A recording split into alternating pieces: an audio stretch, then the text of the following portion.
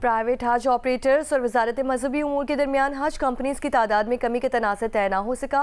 Senate की कामा committee बराए मजहबी उमूर ने प्राइवेट हज ऑपरेटर्स को 24 घंटे में अदालतों में दायर दरख्वास्तें वापस लेने की रूलिंग दे दी। चेयरमैन कमेटी ने हिदायत की है कि स्टे खत्म करके वजारत मजहबी उमूर से मुआहिदा किया जाए। कमेटी से प्राइवेट हज ऑपरेटर्स एहतजाजन वॉकआउट कर गए। सेनेट कामा कमेटी बराए मजहबी उमूर का इजलास मौलाना अताउर रहमान की सरबराही में हुआ। प्राइवेट हज कंपनीज के तहफ़्फ़ुज़ात दूर करने पर तजवीज़ दी गई।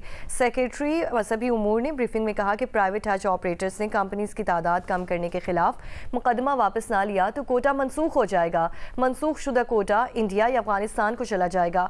सऊदी अरब ने कोटा वापस ले लिया तो हम एतराज़ नहीं करेंगे। हम सऊदी अरब की पॉलिसी के खिलाफ नहीं जा सकते, इनसे बाकायदा मुआहिदा हुआ है।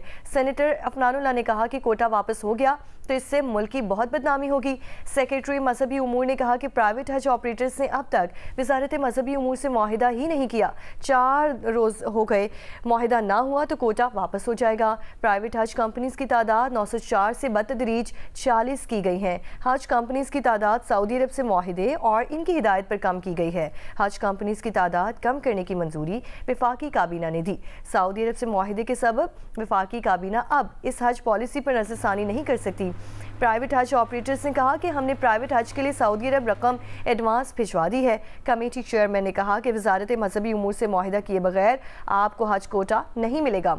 इस तरह प्राइवेट ऑपरेटर्स की एडवांस भिजवाई गई रकम ज़ाया हो जाएगी। प्राइवेट हज ऑपरेटर्स जल्द अज जल्द वजारत मजहबी उमूर से मुआहिदा कर लें।